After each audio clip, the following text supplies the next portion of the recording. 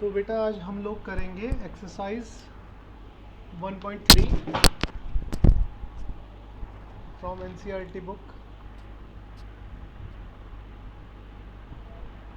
I think सब आ चुके हैं क्लास में, तो हम लोग स्टार्ट करते हैं फ्रॉम एक्सरसाइज 1.3। ठीक है, तो एक्सरसाइज 1.3 में काफ़ी अच्छे क्वेश्चंस हैं। तो उनमें से एक क्वेश्चन है जिसमें हमको रूट के अंदर जो भी वैल्यूज़ हैं उनको इरेशनल प्रूफ करना है। लाइक जैसे रूट एम, ठीक है, एम ये कोई भी नेचुरल नंबर या होल नंबर हो सकता है, तो इसको हमें इरेशनल प्रूफ करना है। ठीक है, तो इस टाइप के हर एक क्वेश्चन को हम बहुत ही सिंपल मेथड से करेंगे। तो सबसे पहले हम इसको करने से पहले हम लोग थोड़ा इसका जो इजी वाला वर्जन है उसको कर लेते हैं, ताकि ये जो थोड़ा सा हार्ड वाला है, थोड़ा सा हार्ड मतलब बहुत ही हल्का सा, तो इसको बाद में करेंगे। तो पहले हम लोग करते हैं क्वेश्चन नंबर 2 इसका 3 + 2√5। ठीक है, इसको हमें प्रूफ करना है इरेशनल। तो क्वेश्चन ये है, प्रूफ डेट 3 + 2√5 इज इरेशनल। ठीक है, तो इसको हमें इरेशनल प्रूफ करना है। तो सबसे पहले हमने क्या करा, इसको इरेशनल प्रूफ करने के लिए हमने लेट किए दो इंटीजर्स। ठीक है, let a and b are two coprime integers. ठीक है, अपनी तरफ से ये लेट किए हमने। इंटीजर इसलिए किए ताकि ये प्लस माइनस किसी में भी हो सके, और को प्राइम इसलिए किए ताकि इनमें कोई भी कॉमन फैक्टर ना हो। ठीक है, let a and b are two coprime integer such that, इस तरीके से कि जो ये b है ये ज़ीरो के इक्वल ना हो। इसका रीज़न भी है, वो क्यों हमने ऐसा किया। हमने ना इसको 3 + का 2√5 इसको हमने लेट कर लिया a/b के इक्वल। ठीक है, इसको हमने a/b के इक्वल लेट कर लिया।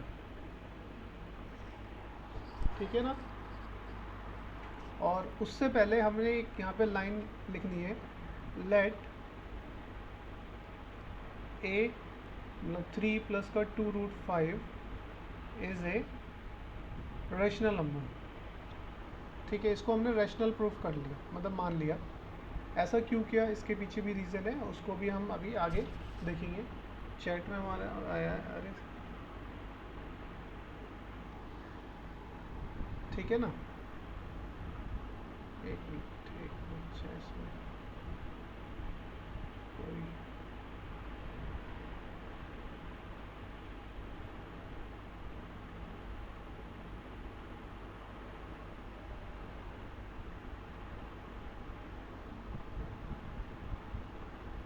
ओके। तो सबसे पहले हमने ना इसको 3 + 2√5 इज़ ए रेशनल नंबर, इसको हमने रेशनल नंबर मान लिया। ऐसा क्यों किया, हम लोग क्या करने वाले हैं यहाँ पर 3 + 2√5 को रेशनल लेके चलते हैं। ठीक है, रेशनल लेके चलने का मतलब इसकी हर एक वैल्यू को हम रेशनल नंबर मान लेते हैं। तो उससे क्या होगा ना कि जब आगे जाके सारी वैल्यू जैसे 3 + का 2 + का √5 जब रेशनल के इक्वल आ जाएगी, तो हम वहाँ पे ना एक कॉन्ट्राडिक्शन अराइज कर सकते हैं। क्या कॉन्ट्राडिक्शन अराइज कर सकते हैं कि ये जो √5 है ये तो इरेशनल थी और ये आ रही है रेशनल के इक्वल।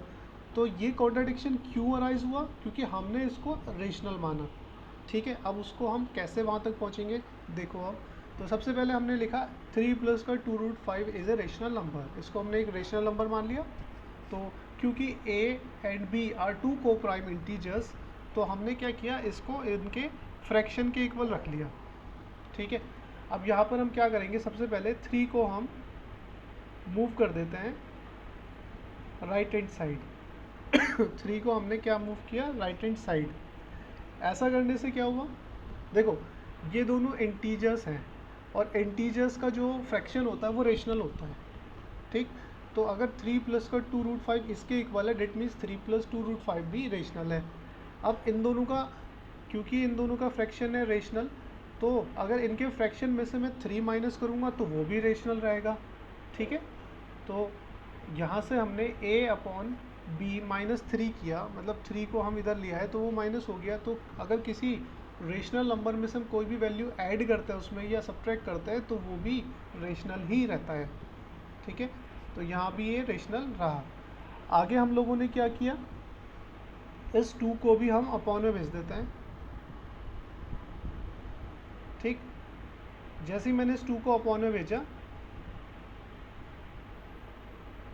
तो इंटीजर्स को, मतलब रेशनल नंबर को अगर किसी नंबर से, किसी भी इंटीजर से डिवाइड करते हैं तो उनका जो है डिवीज़न भी रेशनल होता है। तो डेट मीन्स कि ये भी रेशनल है। अब यहाँ पर हम क्या लिखेंगे, देखो हमने यहाँ से लिखा कि a अपॉन बी -3 एंड ये पूरे के अपॉन में 2 इज़ ए रेशनल नंबर। ठीक है, ये एक रेशनल नंबर है। ठीक, ये एक रेशनल नंबर है। तो अगर √5 इसके इक्वल है, डेट मीन्स √5 भी रेशनल हो जाएगा। √5 इज ऑल्सो रेशनल। ठीक है, तो इसका मतलब क्या हुआ कि √5 भी रेशनल हो गया। But √5 is a irrational number. √5 क्या होता है, एक इरेशनल नंबर होता है। √5 is a irrational number, therefore अब यहाँ पर देखो क्या चीज़ आई निकल के कि √5 एक इरेशनल नंबर है और यहाँ पर ये √5 एक रेशनल नंबर आ रहा है। तो हमारी ये सारी चीज़ें कि √5 इरेशनल था वो रेशनल के इक्वल आया, ये कब हुई, व्हेन, यहाँ पे हम लिखेंगे दिस कॉन्ट्राडिक्शन। कॉन्ट्राडिक्शन मतलब होता है, मतलब दो अलग अलग बातें। ठीक है, दिस कॉन्ट्राडिक्शन अराइजेस, मतलब ये दो अलग अलग बातें कब निकल के आई, when we assume that 3 plus 2√5 is a rational। ठीक है, जब हमने इसको अज्यूम करा कि 3 plus 2√5 एक रेशनल है, therefore हम कह सकते हैं therefore by above result we can say that 3 plus 2√5 is irrational। ठीक है, ये एक इरेशनल नंबर होगा। ठीक, तो इस टाइप के हर एक क्वेश्चन को हमें ऐसे ही करना है। देखो दोबारा से हम इसे एक बार समझ लेते हैं। हमसे बोला गया था कि इसको हमें प्रूव करना है कि ये एक रेशनल नंबर होगा, इरेशनल नंबर 3 प्लस का 2√5 एक इरेशनल नंबर होगा, ये हमें प्रूव करने को बोला गया। तो सबसे पहले हमने क्या किया, दो को प्राइम इंटीजर्स अपनी तरफ से लाइट किए। को प्राइम नंबर्स मैं आपको बता देता हूँ क्या होते हैं। को प्राइम नंबर्स वो होते हैं जिनका HCF 1 होता है, मतलब उनमें कुछ भी कॉमन नहीं होता। ठीक है, तो दो को प्राइम नंबर्स हमने यहाँ पे लाइट किए, A एंड B, और इस तरीके से लाइट किए कि जो ये B है ना, B 0 के इक्वल नहीं है। अगर ये यहाँ पे 0 के इक्वल हो जाएगा तो ये फिर नॉट डिफाइंड फॉर्म हो जाएगी। तो इसलिए हमें ये भी मेंशन करना पड़ेगा कि ये 0 के इक्वल नहीं है, ताकि ये नॉट डिफाइंड वाली फॉर्म ना आए। और उसके बाद हमने अज्यूम भी कर लिया कि ये जो है ना एक रेशनल नंबर है, इसको हमें एक रेशनल नंबर लेके चलते हैं। अब ये एक रेशनल नंबर था तो ये जो है इंटीजर्स के फ्रैक्शन के इक्वल हो जाएगा, क्योंकि इंटीजर्स का फ्रैक्शन भी एक रेशनल नंबर होता है। जैसे अगर मैं कोई दो इंटीजर अपनी तरफ से लूँ 3 एंड 5 और इनका फ्रैक्शन करूँ तो ये ऑब्वियसली एक रेशनल नंबर होगा, क्योंकि रेशनल नंबर क्या होता है ना, रेशनल नंबर क्या होता है, दो कोई भी इंटीजर्स का फ्रैक्शन। ठीक है, अब वो फ्रैक्शन में अपॉन में 1 भी हो सकता है। जैसे 5 एक रेशनल नंबर है तो इसके अपॉन में 1 लिख दूंगा तो ये भी एक रेशनल रहेगा। ठीक है, तो हमने इसको एक रेशनल नंबर के इक्वल ले लिया। अभी हमने क्या किया, 3 को दूसरी तरफ शिफ्ट कर दिया, मतलब राइट हैंड साइड शिफ्ट करा। तो जैसे ही ए अपॉन बी में से 3 सब्ट्रैक्ट हुआ तो ए अपॉन बी स्टिल एक रेशनल नंबर रहेगा, क्योंकि रेशनल नंबर में कुछ भी ऐड होता है या सब्ट्रैक्ट होता है वो रेशनल नंबर ही रहता है, उसमें कोई चेंज नहीं आता। ठीक है, अब इस 2 को बेटा अपने को म्यूट कर लो आप। ठीक है, आवाज़ आ रही है बहुत माइक से। अभी हमने क्या किया, इस रेशनल नंबर को देखो, किस रेशनल नंबर को, इस रेशनल नंबर को। ठीक है, यहाँ पर ये जो पूरा रेशनल नंबर है इसको हमने 2 से डिवाइड कर दिया। तो हमेशा याद रखना, when we divide any rational number by any integer then the division is also rational, वो डिवीजन भी रेशनल होगा। ठीक है, सोच लो आप, अब इसको एग्जांपल की तरह आप लिख सकते हो, चाहे जैसे 3/4 था, सॉरी 4/3 था, तो इसको डिवाइड करने के बाद आ जाएगा हमारे पास 1.333 और वो चलता रहेगा। अगर मैं इसको भी 2 से डिवाइड कर दूं तो ये जो आएगा division 0.66 and 1.5 and dash dash dash, तो ये भी एक इरेशनल नंबर, ये भी एक रेशनल नंबर ही रहेगा। मतलब कहने का मतलब ये है कि रेशनल नंबर को अगर हम किसी से भी डिवाइड करते हैं, मल्टीप्लाई करते हैं, ऐड करते हैं, उसमें सब्ट्रैक्ट करते हैं, वो रेशनल नंबर ही रहता है, उसमें कोई चेंज नहीं आता। तो यहाँ पर देखो ये भी एक रेशनल नंबर रहा। सर हाँ बेटा बोलो। सर A/B-3 कैसे रेशनल नंबर है? देख बेटा, आप ना ए अपॉन बी को मैंने बोला को प्राइम नंबर है, को प्राइम नंबर मतलब जिसमें कुछ भी कॉमन नहीं आता। ठीक है, तो जैसे 5 एंड 4 ले लिया मैंने, ये को प्राइम नंबर है, इसको मैं डिवाइड करूंगा तो 1.25 आएगा, इसमें से अगर मैं 3 माइनस करूंगा तो ये क्या आएगा, एक रेशनल नंबर ही तो आएगा बेटा, आएगा नहीं आएगा? रेशनल नंबर क्या होता यस है, जो टर्मिनेटिंग होते हैं जो टर्मिनेटिंग होते हैं, जो रिपीटिंग होते हैं, या फिर जो कंप्लीटली डिविजिबल होते हैं। ठीक है, तो इसलिए ये एक रेशनल नंबर ही रहेगा।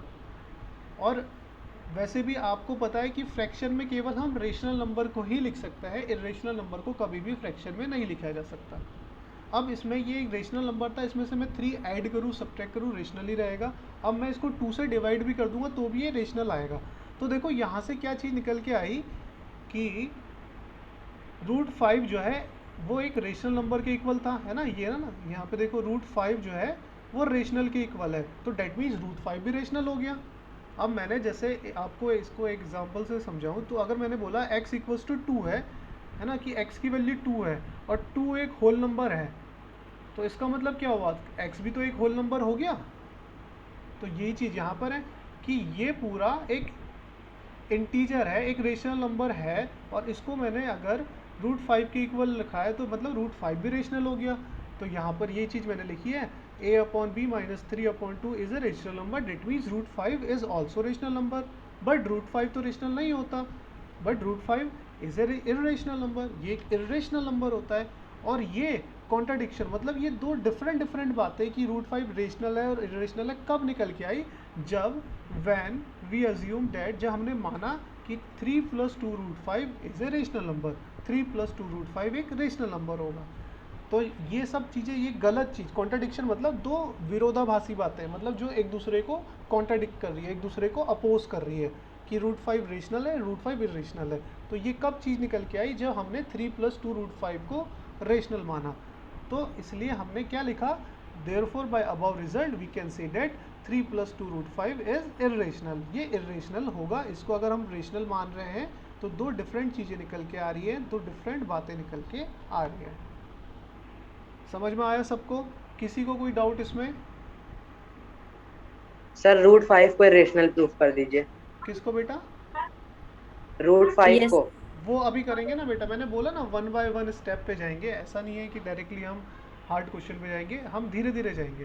पहले ये बहुत ही बेसिक क्वेश्चन, फंडामेंटल क्वेश्चन था, ये आपको क्लियर हुआ सबको? किसी को कोई डाउट यस है सर। इसमें? कोई यस डाउट? सर।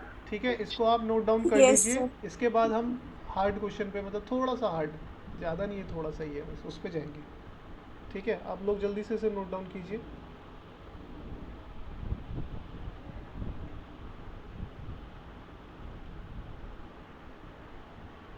ये लो, मैंने छोटा कर दिया इसको।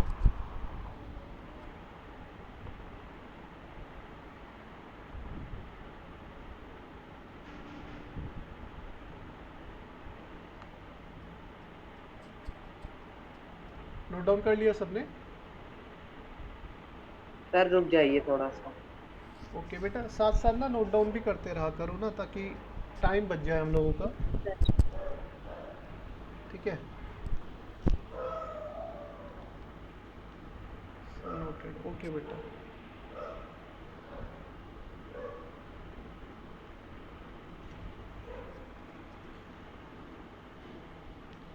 ये तो मुझे लगता है बिल्कुल अच्छे से समझ में आ गया होगा। अब इसके जैसा चाहे कोई भी क्वेश्चन हो, वो प्लस में हो माइनस में हो, वो लोग आप लोग कर ही लोगे वो। ठीक है, अब यहाँ पर चाहे प्लस हो या माइनस हो, आपको पता है अब क्या करना है हम लोगों को। ठीक है ना, मतलब हमें ना केवल रूट वाली वैल्यू इधर एज इट इज़ रहने देनी है, बाकी उसके अलावा सबको उठा के दूसरी साइड ले जाना है। चलो आगे हम लोग करते हैं। अब इसमें हम प्रूफ करेंगे √5 को। मैं आपको सीधा बेटा 7√5 को प्रूफ करके बताऊं? दोनों एक ही चीज़ है। चलो 7√5 को नहीं, आपको केवल √5 को करके दिखाता हूँ। 7√5 तो आप कर ही लोगे। √5 देखो बेटा अभी। चलो √5 को हम कर रहे हैं। तो क्वेश्चन है हमारे पास, क्वेश्चन नंबर फर्स्ट। इसमें बोला है प्रूव डेट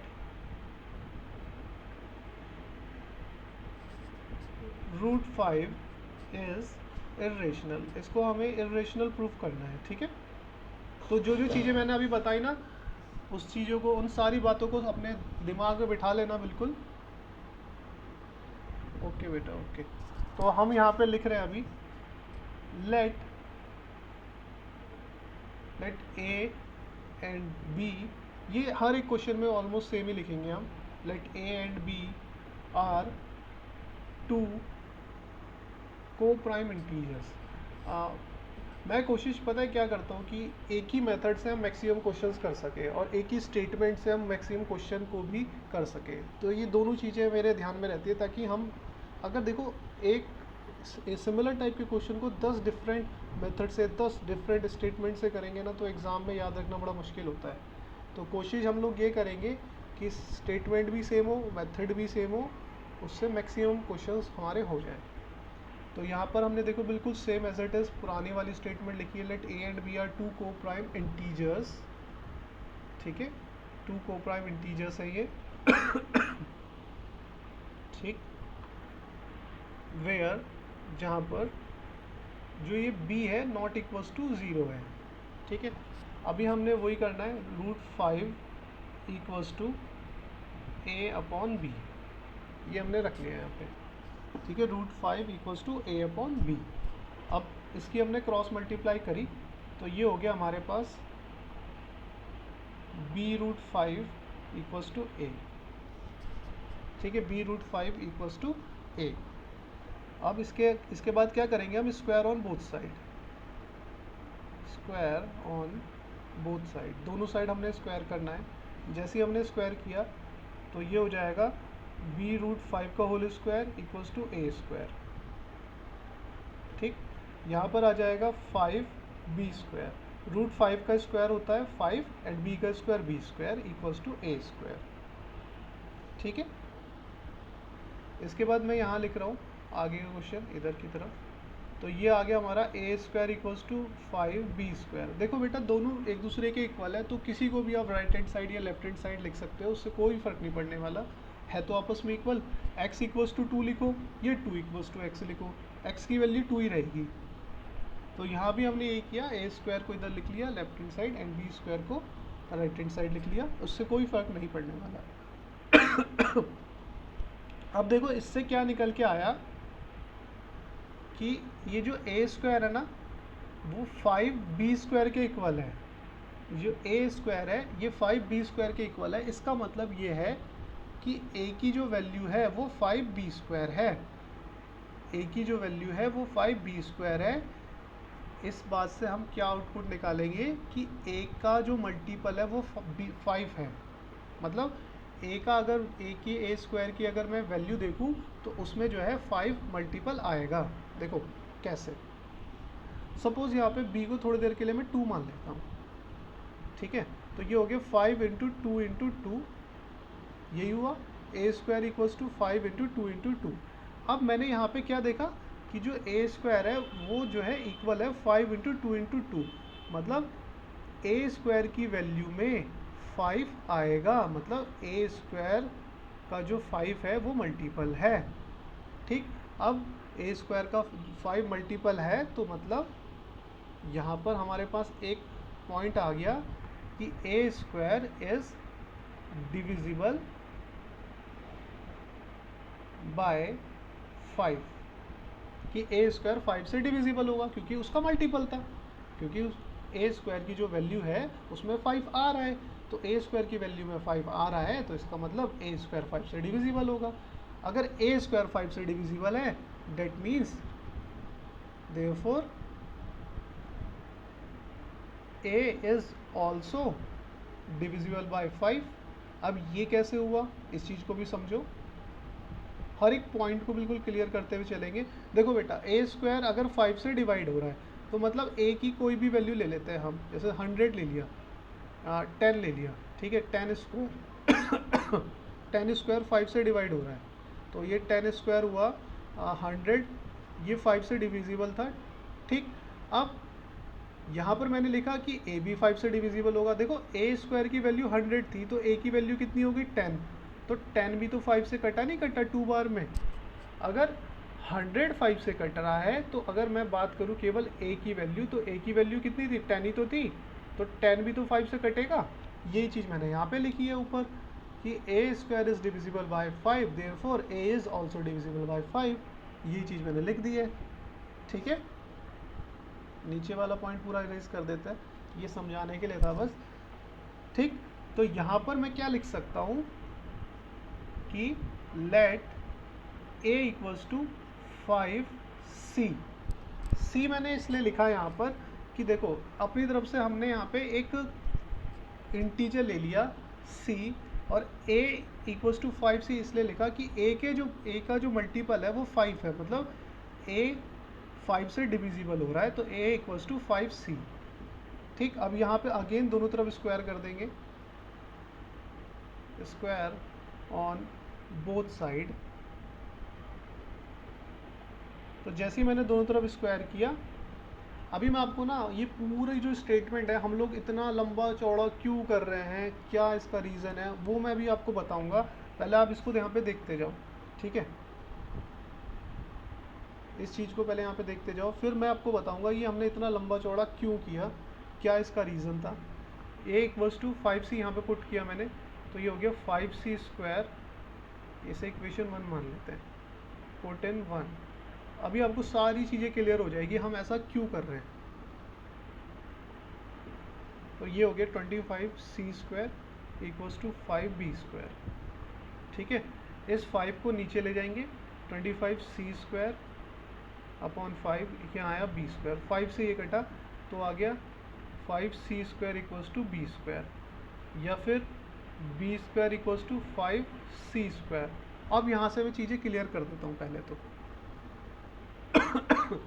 देखो बेटा, हम लोग ऐसा क्यों कर रहे हैं, इसके पीछे रीज़न ये है, हम यहाँ पे दिखाना चाह रहे हैं कि a और b जो है वो एक को प्राइम नंबर है। अभी मैंने यहाँ पे लिखा कि 5 a का मल्टीपल है, मतलब a जो है 5 से डिविजिबल हो रहा है, और यहाँ पर भी देखो एक चीज़ निकल के आई कि 5 b स्क्वायर का भी मल्टीपल है, मतलब b भी 5 से डिविजिबल हो रहा है। बट स्टार्टिंग में मैंने क्या लिखा था कि a एंड b आर को प्राइम, बिल्कुल स्टार्टिंग में लिखा था ना मैंने, a और b और को प्राइम है, को प्राइम मतलब जिनमें HCF 1 आए। बट यहाँ पे तो दोनों में हम देख पा रहे हैं कि a में भी 5 मल्टीपल आ रहा है और b में भी 5 मल्टीपल आ रहा है। तो ये कॉन्ट्राडिक्शन कब अराइज हुआ, जब हमने यहाँ पे लेट किया कि लेट, लिखा नहीं है लिख लेते हैं, लेट √5 इज रेशनल। तो इसलिए हम ये सब चीज़ें कर रहे हैं बस और यहाँ पर ये ख़त्म हो जाती है बात। देखो चलो अभी मैं यहाँ पे इसको पॉइंट को कंप्लीट कर देता हूँ। देखो b स्क्वायर जो है उसमें 5c स्क्वायर आ रहा है, मतलब b में 5 जो है मल्टीपल है, तो यहाँ पे मैं लिख सकता हूँ b square is divisible by 5, therefore b is also divisible by 5। ठीक है, b is also divisible by 5। तो यहाँ पर हम क्या कह सकते हैं, by above result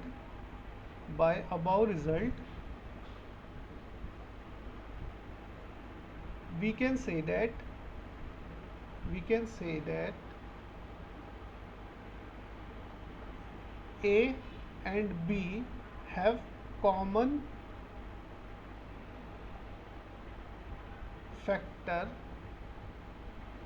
as 5। मतलब 5 जो है वो A और B का कॉमन फैक्टर है, but A and B are coprime numbers.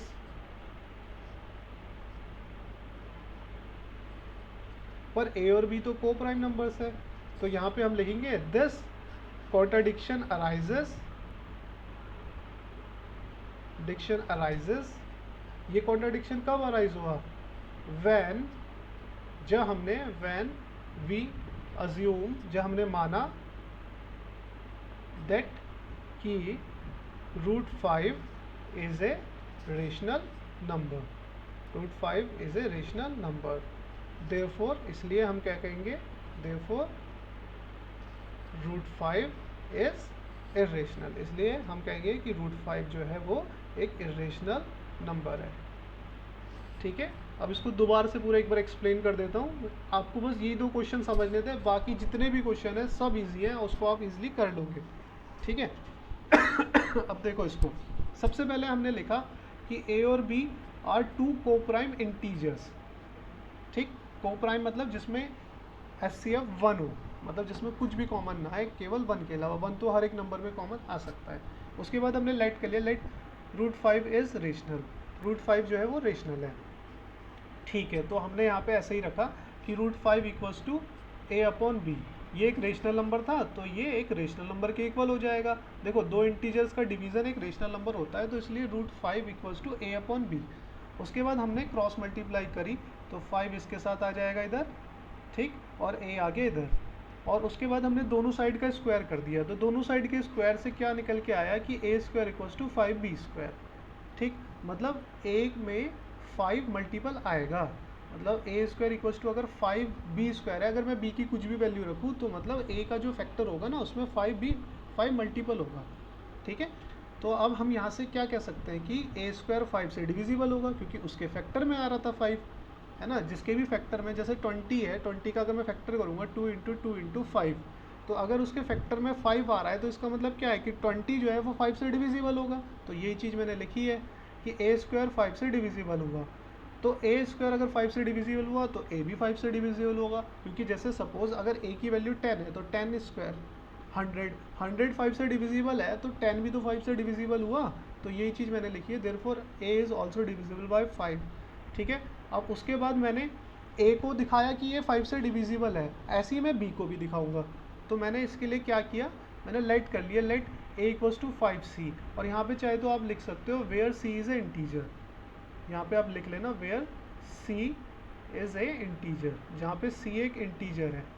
ठीक है, हमने यहाँ पे A की जगह 5C रख दिया, इक्वेशन 1 में पुट कर दिया। तो A की जगह 5C रखा तो ये हो गया 5C², क्योंकि A² था, तो 5C का स्क्वायर आ गया 25C²। ठीक है, अब यहाँ पे हमने क्या किया, इस 5 को इसके नीचे ले गए, डिवाइड किया, तो यहाँ पे आया 5C² इक्वल्स टू B²। तो बिल्कुल अगेन पहली वाली सिचुएशन बन गई, जैसे A² के लिए बनी थी, ठीक, ऐसी B² के लिए बन गई। तो यहाँ पर है कि B² इक्वल्स टू 5C², मतलब B का जो स्क्वायर है उसमें 5 मल्टीपल है, तो इसका मतलब B² जो है वो 5 से डिविजिबल होगा। अगर B² 5 से डिविजिबल होगा तो B भी 5 से डिविजिबल होगा। ठीक, तो देखो ऊपर था कि A 5 से डिविजिबल है, नीचे आया B 5 से डिविजिबल है, मतलब कि A और B दोनों में जो कॉमन फैक्टर है वो 5 है, तभी तो वो डिविजिबल होंगे। अब A और B का दोनों का जो कॉमन फैक्टर हुआ वो 5 है, बट A और B तो हमने बिल्कुल स्टार्टिंग में क्या लिखा था कि A और B क्या है, को प्राइम नंबर्स हैं। अब को प्राइम नंबर्स हैं ये, तो इनमें तो कोई कॉमन फैक्टर होना ही नहीं चाहिए था। को प्राइम नंबर क्या होता है, जिसमें कोई भी कॉमन फैक्टर नहीं होता। तो ये कॉन्ट्राडिक्शन कब अराइज हुआ, जब हमने माना कि √5 एक रेशनल नंबर है। रूट 5 एक रेशनल नंबर है। ये कॉन्ट्राडिक्शन तभी अराइज हुआ जब ये कॉन्ट्राडिक्शन मतलब दो एक अपोजिट स्टेटमेंट सेम क्वेश्चन को लेके सेम चीज़ को लेके दो एक अपोजिट स्टेटमेंट कब आई कि जब हमने लेट किया रूट 5 एक रेशनल नंबर है।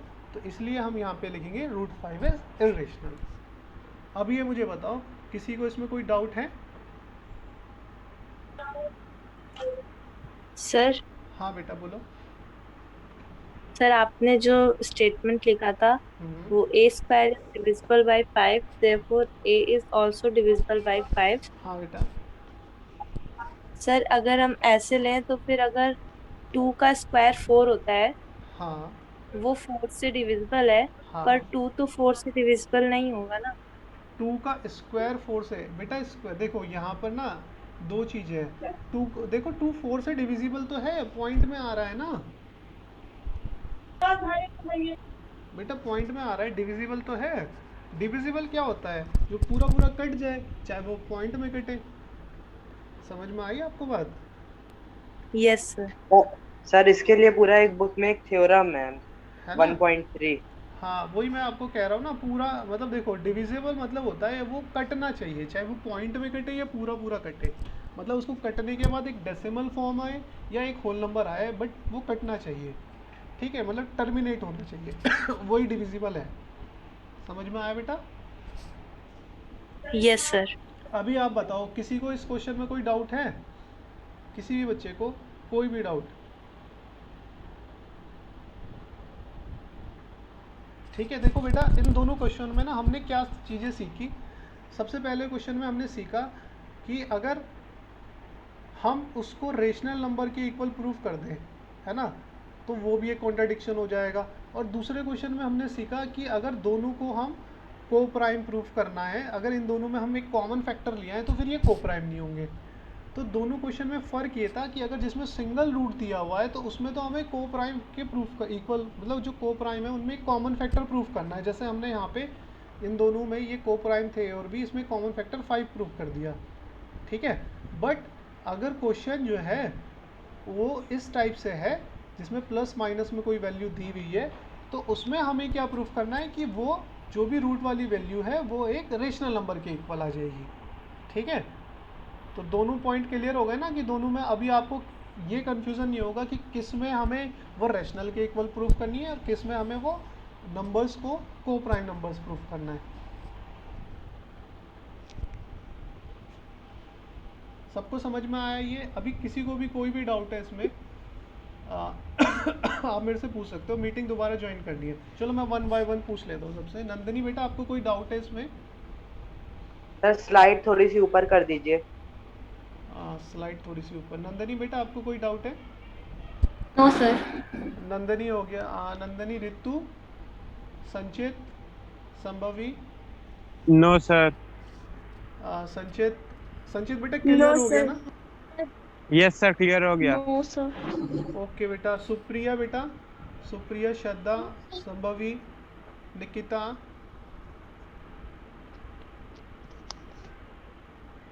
हेलो सुप्रिया, आपको कोई डाउट है बेटा? No sir. ओके बेटा, इसको अच्छे से समझना। इसको मैं मतलब ये यूट्यूब पे भी डालूंगा, इन केस अगर आप भूल जाते हो ना तो वहाँ से चेक कर सकते हो दोबारा से। ठीक है बेटा? ओके, तो अभी हम आगे क्वेश्चन करें। आगे हम लोग Yes, क्वेश्चन sir. कर लेते हैं इसमें। देखो इसमें मीटिंग एंड होने वाली है, आप दोबारा ज्वाइन कर लेना। तो अभी मैं आपको इसमें थोड़ा सा आगे जो भी क्वेश्चन है, जैसे अगला क्वेश्चन है ना, जैसे ये अपनी तरफ से मैं ले लेता हूँ। 7√5 को प्रूफ करना है इज ए इरेशनल नंबर। ठीक है, ये इरेशनल प्रूफ करना है तो बहुत सिंपल है इसको करना। ठीक है, इसमें आप देखो, आप सोचोगे कि कौन सा वाला लगाएं, क्या इसमें ये को प्राइम वाला लगाएं या फिर पहले वाला लगाएं। तो इसमें ना देखो, जब भी √5 के साथ कोई भी वैल्यू आ जाएगी ना तो इसमें फिर आपको पहले वाला ही लगाना है, इसमें कॉन्ट्राडिक्शन वाला नहीं लगाना। मतलब इसमें को प्राइम वाला मेथड अप्लाई नहीं करना। वो को प्राइम वाला मेथड तभी अप्लाई करना है जब रूट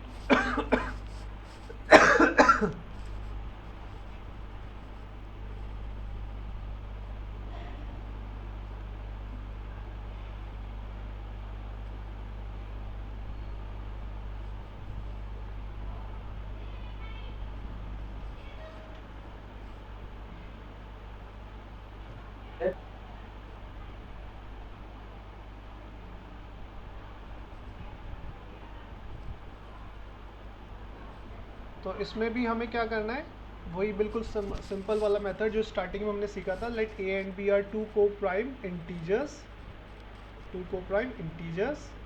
ठीक है। लेट वो दोनों को प्राइम इंटीजर्स है सच डेट, इस तरीके से सच डेट कि जो b है वो नॉट इक्वल्स टू 0 है, मतलब जो b है वो 0 के इक्वल नहीं है, ठीक है। और लेट हमने किया let 7 root 5 is a rational number, वो एक रेशनल नंबर है, ठीक है। तो अगर ये रेशनल नंबर है तो डेट मीन्स कि ये इंटीजर्स के फ्रैक्शन के इक्वल होगा, है ना। तो इंटीजर्स के फ्रैक्शन के इक्वल रखा हमने। तो यहाँ पर देखो क्या किया हमने, 7 को भी इसके नीचे ले गए। अब इंटीजर्स को मैं 7 को इसके नीचे लिया है, मैं ऐसे क्रॉस मल्टीप्लाई करके, ये b के साथ आ जाएगा इनटू में। अब a upon 7b is a rational number, वो एक रेशनल नंबर है ना, क्योंकि इंटीजर्स था, इंटीजर्स का जो फ्रैक्शन है वो रेशनल नंबर होता है, और उनके रेशनल नंबर में किसी भी नंबर से डिवाइड या मल्टीप्लाई कर दूँ तो भी रेशनल ही रहेगा, ठीक है। तो a upon 7b is a rational number, therefore इसलिए root 5 is also a rational number, root 5 एक रेशनल नंबर होगा। बट रूट 5 तो एक इरेशनल नंबर होता है, क्योंकि इसका रूट हम फाइंड नहीं कर सकते, जिस भी वैल्यू का हम रूट नहीं निकाल सकते, मतलब जिस भी वैल्यू का रूट एक होल नंबर नहीं होता वो एक इरेशनल नंबर है।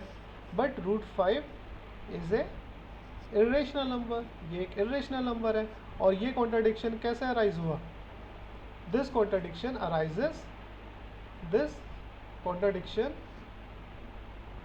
अराइजेस, ये कब अराइज हुआ, when we assume, हमने माना when we assume that 7 root 5 is a rational number. जब हमने क्या माना था, 7 रूट 5 एक रेशनल नंबर है, देयरफॉर बस आगे लिख दो, therefore 7 root 5 is irrational, therefore 7 root 5 is irrational.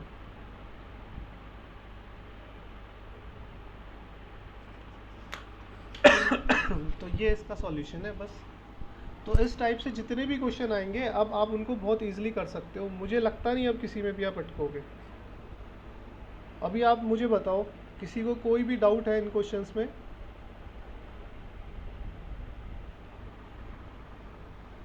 Hello sir. हाँ बेटा बोलो। सर इसी मेथड से अगर हम लोग जैसे 5 को ही अगर हम लोग रेशनल करना चाहें, रेशनल प्रूफ करना चाहें तो हो सकता है? बेटा 5 तो ऑलरेडी रेशनल है सर, फिर भी एक बार अगर करना चाहे तो हो सकता है। इस मेथड से अगर हम 5 को रेशनल प्रूफ करना चाहें, हाँ तो पर उसको ना आपको पहले इरेशनल लेके चलना पड़ेगा, उसका उल्टा। यस सर, वैसा ही हाँ उल्टा लेके चलना पड़ेगा 5 को। वैसे तो यस सर, ऐसे ऐसा कोई मेथड ही नहीं है आपके बुक में, कोशिश कर लेते हैं, है ना। मैंने भी ट्राई नहीं किया, कोशिश करने में क्या जा रहा है। चलो इसको उतार लिया सबने, डन, नोटेड डाउन।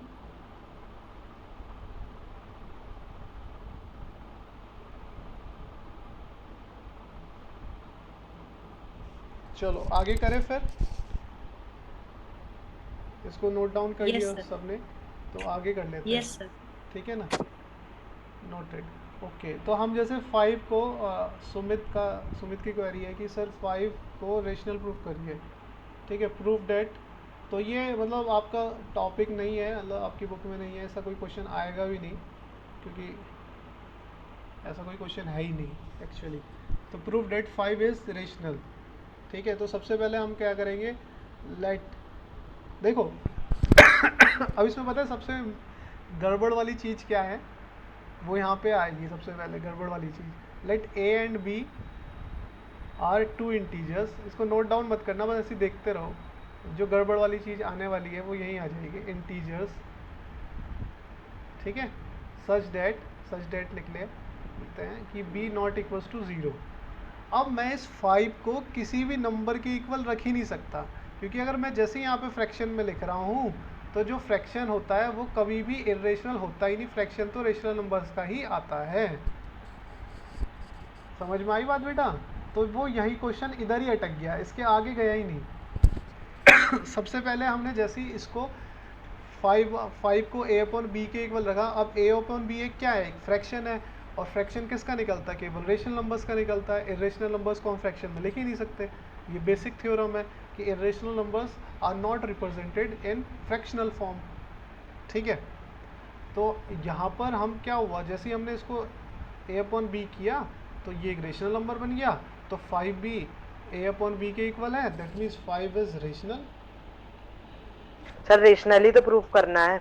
हाँ बेटा, तो वो इधर ही हो गया, आगे तक मतलब इसमें पूरा वो स्टेटमेंट लिखने की कोई ज़रूरत ही नहीं पड़ी। तो a5 equals to a upon B and a upon B is rational.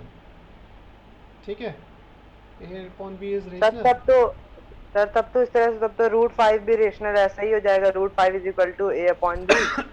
√5, हाँ बेटा, पर √5 equals to a upon B है ना। आपने कहा यही चीज़ कह रहे हो ना आप? Yes sir. है ना, इसको हमने रेशनल लिया था। पर बेटा हम लोगों को ना केवल अगर हम इतना करके आएंगे तो वो हमें 3 नंबर नहीं दे देगा इतने से आंसर के, है ना, कि √5 सर मैं वैसे a अपॉन बी। आपने √5 वाला किया, वैसे ही आप 5 से करके देखने के लिए मैं आपको कह रहा था। हाँ बेटा, पर पता है 5 को ना हमें, जैसे आप लोग ये कह रहे हो कि सर 5 को रेशनल प्रूफ करो, यही तो कह रहे हो आप, है ना। तो Yes, अगर sir. मैं देखो जो भी मैं प्रूफ करता हूँ, जैसे हम इरेशनल को रेशनल प्रूफ करते हैं तो हम सबसे पहले यहाँ पे उसका अपोजिट लिखते हैं, let 5 is a irrational number, यही लिखते हैं ना, ऐसे ही तो लिखते हैं बेटा, इरेशनल नंबर लिखते नहीं लिखते। अब ये अगर ये इरेशनल है तो ये फ्रैक्शन के इक्वल नहीं हो सकता ना, फिर ये इधर पे क्रॉस बन जाएगा ऐसे।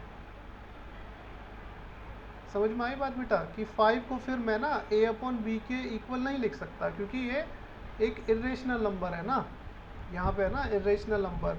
तो इरेशनल नंबर जो है वो इंटीजर्स के इक्वल नहीं हो सकता। हाँ, अगर जैसे ये इरेशनल प्रूफ करना होता है ना, और ये हम यहाँ पे रेशनल लेते तो फिर ये इसके Yes, sir. इक्वल हो जाए, फिर ये इसके सर इक्वल। वही मैं समझ में आई बेटा अभी बात? यस सर, रेशनल प्रूफ करने के लिए कह रहा था। हाँ, तो ये रेशनल प्रूफ करने का इसको तरीका है ही नहीं, क्योंकि यहाँ पे जैसे हम इसको रेशनल लेंगे ना तो यहाँ पर ये जो है ना हमारा इक्वल्स टू का साइन, यहाँ पे क्रॉस बन जाएगा। क्यों बन जाएगा? क्योंकि अगर मैंने इसको इरेशनल लिया तो इसको इरेशनल लेते ही ये रेशनल नंबर के इक्वल नहीं हो सकता।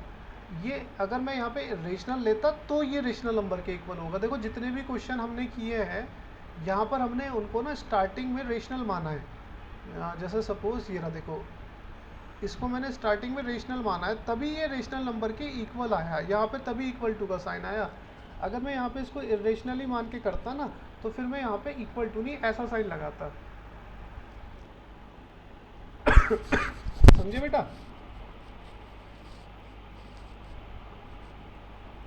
समझे सुमित? Yes sir.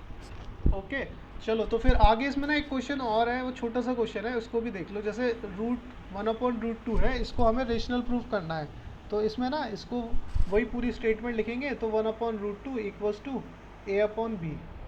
ठीक है, तो ये 1/√2 को मैंने a अपॉन बी लिख लिया। अब क्या करो, इसको क्रॉस मल्टीप्लाई कर दो। क्रॉस मल्टीप्लाई मतलब b इक्वल्स टू a√2, फिर वही दोनों साइड का स्क्वायर। तो मतलब ये बिल्कुल फर्स्ट वाले, ये √5 वाले क्वेश्चन की तरह हो गया, इसकी तरह। ठीक है, या देखो इसको इसकी तरह भी कर सकते हैं, या दूसरा तरीका ये है, देखो दूसरा तरीका भी देखो इसको करने का, कि √2 का मैं रेशनलाइज कर देता हूँ। तो जैसे ही मैंने इसको रेशनलाइज किया तो हमारे पास आ गया √2 एंड अपॉन 2। आ गया नहीं आ गया? तो √2/2 equals to a upon b. अब इसकी मल्टीप्लाई 2 की मैंने कर दी इधर, तो √2 equals to 2a upon B.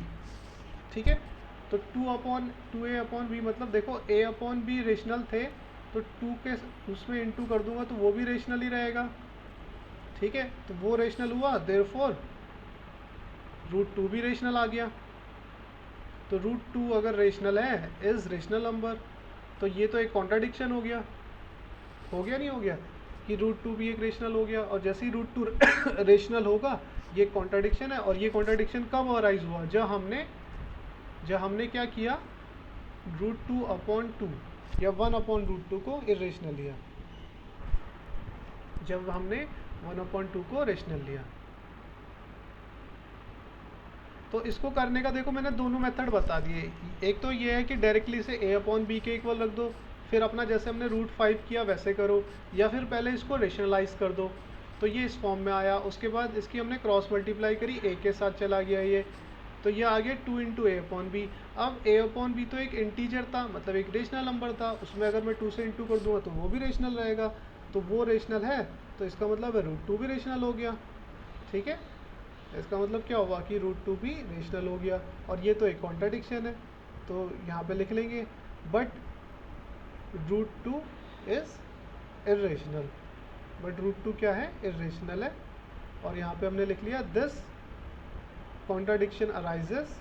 ये कॉन्ट्राडिक्शन कब हुआ, this contradiction arises when we assumed, हमने जब अज्यूम किया, when we assumed root 1 upon root 2 is rational, तो देयरफॉर इट इज इरेशनल। समझ में आया आपको? आप लोगों को सबको समझ में आया ना? ये जो हमने किया है यहाँ पर दोनों मेथड से कर लिया हमने। देखो ये लेफ्ट राइट वाला शॉर्ट मेथड है, लेफ्ट वाला थोड़ा सा लेंथी है।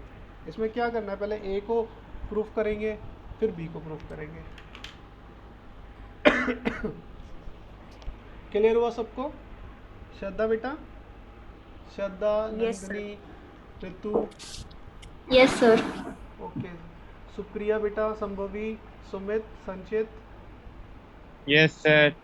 Yes Yes, sir. sir. ठीक है। आप दोनों में से किसी भी मेथड से कर सकते हो, दोनों सही है। उसके बाद मैं देख पा रहा हूँ कि इस एक्सरसाइज में तो क्वेश्चन नंबर 3 तक ही है, उसके बाद ये ख़त्म है। ठीक है, और उसके बाद आ जाते हैं हम लोग एक्सरसाइज 1.4। पहला क्वेश्चन है, बहुत छोटा सा है, इसको 2 मिनट में करा दूंगा मैं, तो इसको कर लेते हैं, फिर बाकी के क्वेश्चन कर लेंगे हम लोग। ठीक है, एक्सरसाइज 1.4 में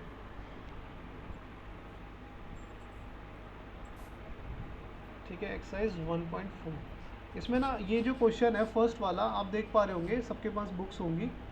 तो फर्स्ट वाले क्वेश्चन में ना इसमें बोला है without actual performing the long division, मतलब बिना इसको डिवाइड किए हुए, state whether the following rational number will have terminating decimal expansion और नॉन टर्मिनेटिंग डेसिमल एक्सपेंशन। मतलब हमको इसको डिवाइड करे बिना ये बताना है कि क्या ये टर्मिनेटिंग होगा या नॉन टर्मिनेटिंग होगा, नॉन टर्मिनेटिंग रिपीटिंग होगा।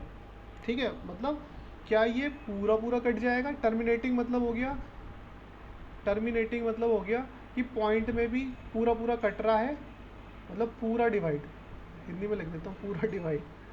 ठीक, और नॉन टर्मिनेटिंग और रिपीटिंग मतलब हो गया, नॉन टर्मिनेटिंग या फिर रिपीटिंग मतलब हुआ कि है तो रेशनल ही, खैर क्योंकि ये तो फ्रैक्शन में है, फ्रैक्शन होता ही रेशनल नंबर का है। ठीक है ना, इस चीज़ को तो बिल्कुल क्लियर कर लो कि फ्रैक्शन होता ही रेशनल नंबर का है। तो रिपीटिंग मतलब हो गया कि ये पूरा नहीं कटेगा, पूरा नहीं कटेगा। ठीक है, पूरा नहीं डिवाइड होगा, मतलब पॉइंट में जाएगा, और हो सकता है कि इस फॉर्म में आ जाए। जैसे ना सपोज़ मैं मानूँ तो ऐसा हो जाए 5 4 5 और फिर 6 और फिर उसके बाद फिर वही 9 4 5 4 5 6 ऐसे रिपीट होने लगे। ठीक है, तो ये रिपीटिंग हो गया, इसी को बोलेंगे नॉन टर्मिनेटिंग और रिपीटिंग। ठीक है, जिसमें ये क्या होता है ना कि एक टाइम बाद जाके फिर दोबारा रिपीट होने लगता है, मतलब देखो वही वाली फॉर्म दोबारा आने लगती है। ठीक, तो इसको ना डिवाइड करे बिना सिंपली बताने का तरीका ये होता है कि जो नीचे आती है ना वैल्यू, नीचे वाली जो वैल्यू है अगर वो 2 की पावर m इंटू, ये डॉट मतलब इंटू है, 5 की पावर n की फॉर्म में है, तो वो 101% टर्मिनेटिंग होगा।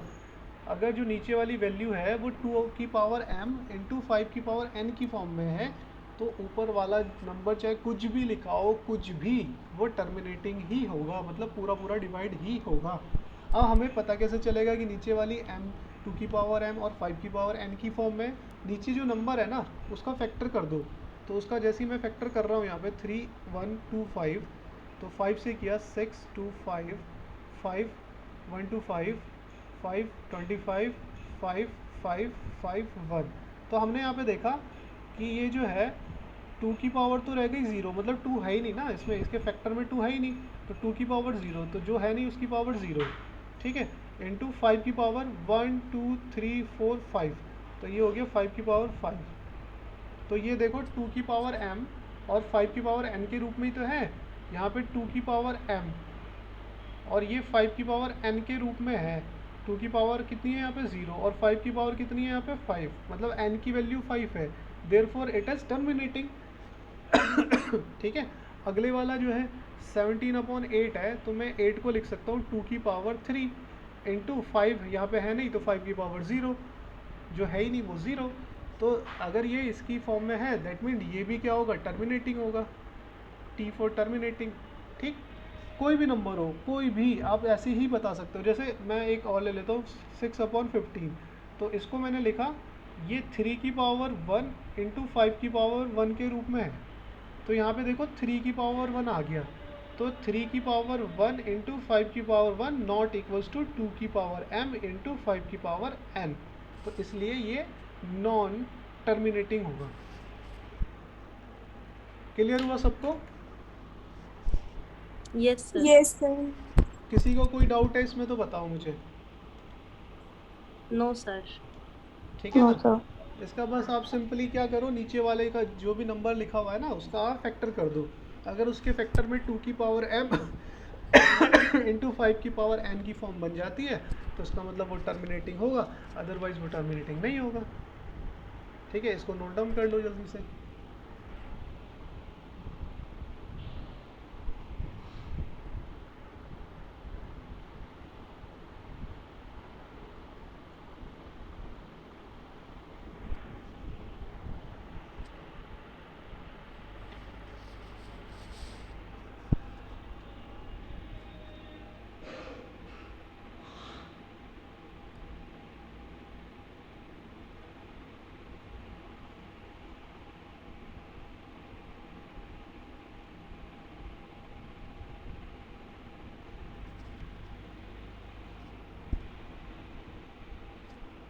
ठीक है, अब ये जो क्वेश्चन नंबर 2 है ना, इसका क्वेश्चन नंबर 2 में बस कुछ नहीं बोला, ये जितने भी नंबर्स क्वेश्चन नंबर 1 में दिए हैं ना इनको डिवाइड करके दिखा देना है बस।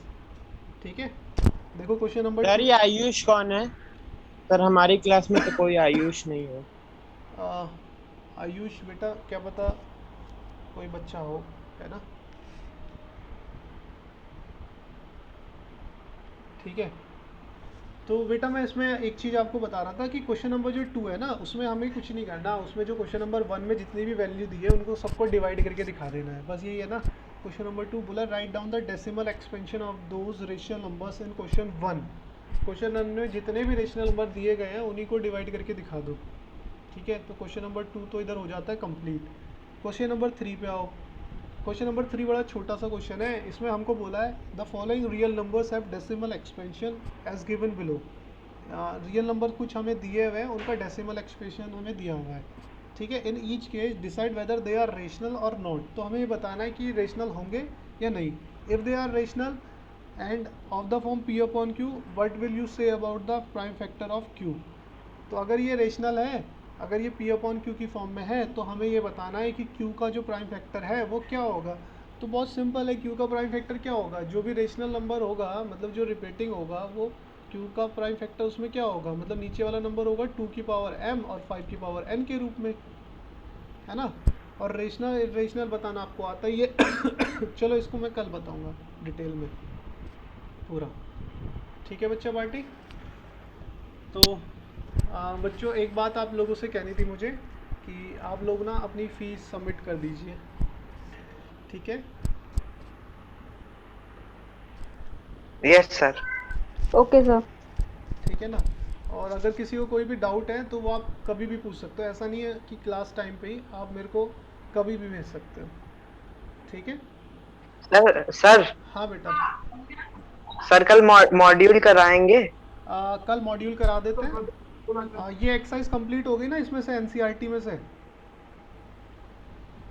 Yes, sir. एनसीईआरटी में से चैप्टर कंप्लीट हो गया ना। Yes sir. तो एक Yes, क्वेश्चन sir. बचा है, इसको थोड़ा सा करके फिर हम मॉड्यूल को कर लेंगे, ठीक है? Okay, sir. ओके बेटा।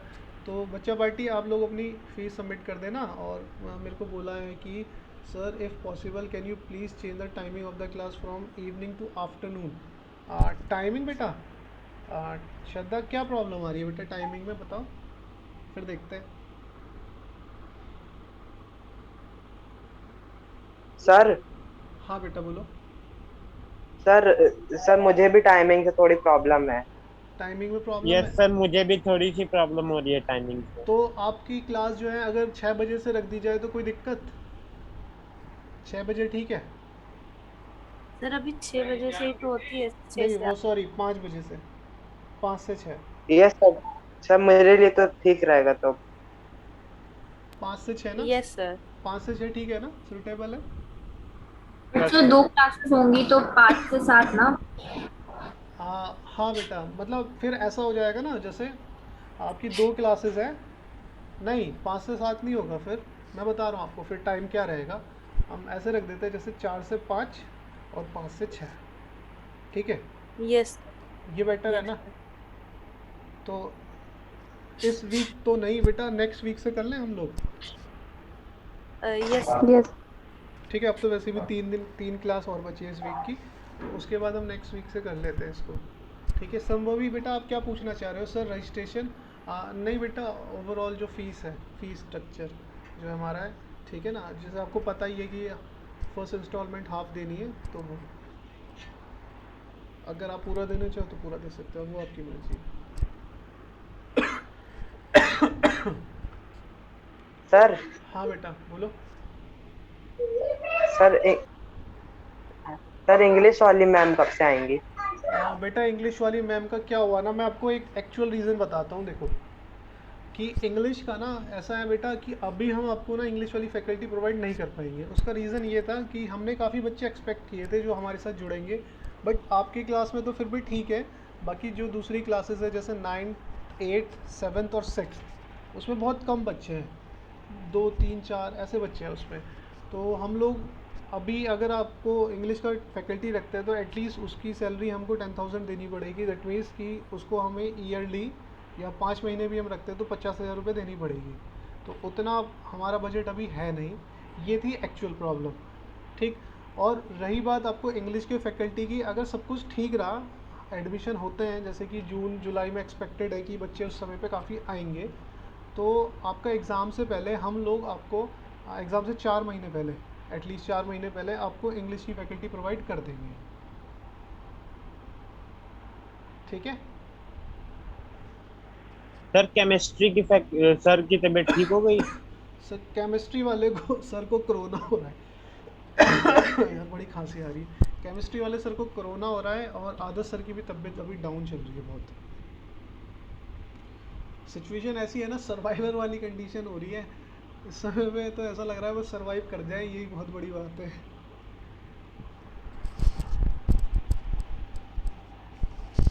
कोशिश ये रहेगी कि बेटा आपके ना व्हाट अबाउट मैथ क्लास, बेटा मैथ क्लास तो मैं लूँगा, मैथ तो मैं आपको शॉर्टी देता हूँ, मैथ लेंगे। एक काम करते हैं ना हम लोग, जैसे ना मैथ्स में अगर हमारे जैसे 3-4 चैप्टर हो जाते हैं, अभी जैसे एक चैप्टर तो हो गया हमारा एनसीईआरटी में से, तो 3-4 चैप्टर जो हमारे हो जाएंगे ना, उसके बाद फिर मैथ की जैसे आपकी वीकली 5 क्लासेस हैं या 4 क्लासेस हैं मैथ्स की, तो मैथ्स की 3 क्लासेस कर देंगे और 2 क्लासेस कर देंगे मैथ की, मैथ और एसएसटी की, ठीक है? अभी हम लोग क्या कर रहे हैं कि अभी आपका ना एकेडमिक्स का थोड़ा सा कोर्स जो है वो बहुत जल्दी से मई तक, ये मान के चलो आपके 3 से 4 चैप्टर हो जाएं, ठीक है? उसके बाद फिर हम मैथ और एसएसटी पे फोकस करेंगे। वैसे तो मैंने एसएसटी की क्लास रखी है इस वीक भी, तो आप एसएसटी की क्लास करना चाहें तो जो बच्चे एनटीएससी की प्रिपरेशन कर रहे हैं तो वो आ सकते हैं, ठीक है निकिता?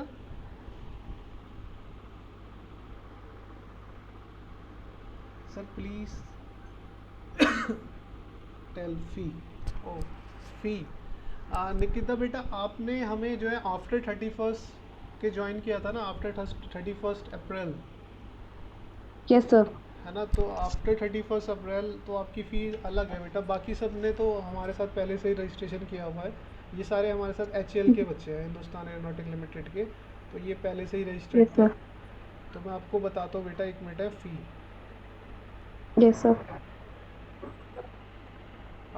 बेटा आप हो 10th क्लास में, तो आपकी है 11,000, तो 11 का अभी आपको हाफ ही देना है। Okay, sir. ठीक है बेटा। मैं आपको Yes, sir. सबको एक चीज़ और क्लियर करता हूँ कि बेटा जैसे आप लोग 10th में आते हो ना, तो आप अगर केवल एक सब्जेक्ट का भी कहीं ट्यूशन लगाओगे ना, तो एटलीस्ट आपको मंथली 1,000 रुपये तो देना ही पड़ेगा। मैथ्स का भी आपको मंथली एटलीस्ट 1,000 देना पड़ेगा। HCL में तो मुझे लग रहा है कि 1,500 भी हो सकता है। और देखो यहाँ पे आपको फिज़िक्स वाले सर तो पढ़ाएंगे, फिज़िक्स वाले हैं, बायो वाले सर हैं, मैं हूँ, और हो सकता है हमारे जो केमिस्ट्री वाले सर हैं, अगर वो जल्दी ठीक हो जाएं तो वो भी आ जाएं हमारे साथ ही। ठीक है, बट अभी जो अपने पास फैकल्टी अवेलेबल है, हम कोशिश ये कर रहे हैं कि उनसे उनका कोर्स जो है वो जल्दी जल्दी ख़त्म करवा दें।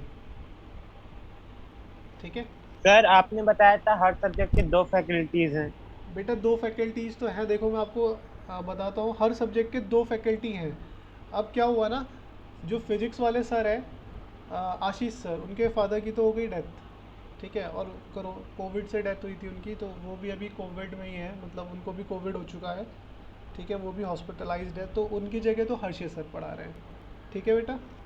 अब मैथ्स का फैकल्टी एक मैं था और एक है अशोक सर। अशोक सर के साथ क्या प्रॉब्लम है अशोक सर के घर में सब बीमार चल रहे हैं, वो नहीं पता कोविड से है या वायरल से हैं, बट सब बीमार हैं। तो अशोक सर के साथ ये प्रॉब्लम है, बट आपकी मैथ की क्लासेस चल रही है। मेन चीज़ ये है कि मैथ की क्लासेस चल रही है। बायो के हमारे एक ही फैकल्टी थे, वो थे हमारे आदर्श सर। आदर्श सर भी अभी चल रहे हैं बीमार, आज शायद उन्होंने क्लास भी नहीं ली। आपके साथ क्लास थी उनकी? नो सर, आज फिजिक्स की क्लास थी बस। हाँ, तो बेटा आदर्श सर भी हमारे बीमार चल रहे हैं, तो फिजिक्स वाले सर भी बेचारे, आप देखते होंगे वो भी कोविड से भी उठे हैं। तो मतलब बता रहा हूँ ना मैं, सिचुएशन ऐसी है कि मतलब सरवाइव करना टीचरों को भी बड़ा मुश्किल हो रखा है। टीचर सरवाइव कर जाए तो वही बहुत बड़ी बात है ना। अभी जो पढ़ा रहे हैं, शुक्र मानो बेटा कि वो सब ठीक है, उनको कुछ हो ना, ताकि आपकी क्लासेस चलती रहे। और 10th है वैसे भी इस साल, तो बहुत इम्पॉर्टेंट है कि सब कुछ जो है चलता रहे। आप देख पा रहे होंगे कि स्कूल में या फिर आसपास आपके कोई भी बच्चा जो है ट्यूशन शायद ही पढ़ रहा हो, या पढ़ भी रहा होगा तो बहुत ही डर डर के जा रहा होगा वो बेचारा, उनके पास प्रॉपर प्लेटफॉर्म भी नहीं होगा। बट यहाँ पे तो आपको प्रॉपर प्लेटफॉर्म मिल रहा है, जिसमें टेस्ट भी हो रहा है और पढ़ा भी रहे हैं हम लोग। स्टडी मटेरियल भी कोशिश कर रहे हैं कि टाइमली आपको दे दे। ठीक है अगर फिर भी कोई दिक्कत है तो वो चीज़ें धीरे धीरे सॉल्व हो जाएगी बेटा, जब सिचुएशन थोड़ी सी इम्प्रूव होगी, हमारी भी और बाहर की भी, सोसाइटी की भी, तो सब कुछ ठीक हो जाएगा। आपके फैकल्टी जो थे, जो आपको बोला गया था, वो सब मिल जाएंगे आप लोगों को। ठीक है, बट अभी जो है एट परसेंट की सिचुएशन के अकॉर्डिंग मैं आपको कोई प्रॉमिस नहीं कर रहा हूँ। ये एट परसेंट जैसी सिचुएशन है, आगे भी आपको फैकल्टी प्रॉपर मिलेंगे नहीं मिलेंगे। अभी तो देखो जो अवेलेबल है ना, उसी का आप यूज़ कर लो फ़िलहाल। ठीक है, तो अभी हम यहाँ पे मीटिंग एंड करते हैं बच्चा पार्टी, और कल मिलते हैं। आप प्रैक्टिस करते रहना चीज़ों को। ठीक, थोड़ा सा चैप्टर ये अटपटा सा है, बाकी इसके बाद जितने भी चैप्टर्स है बड़े स्मूथली जाएंगे, बहुत मज़ा आएगा करने में। ठीक है, ये थोड़ा सा यूनिक चैप्टर है, बाकी इसके बाद जो भी चैप्टर है ना, वो पीछे वाली क्लास से को रिलेटेड चैप्टर्स होते हैं, मतलब पहले आपने पढ़े हुए हैं। थोड़ा सा ये यूनिक चैप्टर था, तो इसमें चीज़ें नई नई जानने को मिल रही है, और इसलिए थोड़ा सा आपको हल्का सा हार्ड लगेगा। बाकी चैप्टर इतना हार्ड है नहीं, आगे आने वाले चैप्टर्स बहुत इजी है, तो इस बात की श्योरिटी है। जितने भी चैप्टर्स आगे आप करोगे, बहुत ही ज़्यादा सिंपल चैप्टर्स हैं। चलो बच्चा पार्टी, बाय बाय।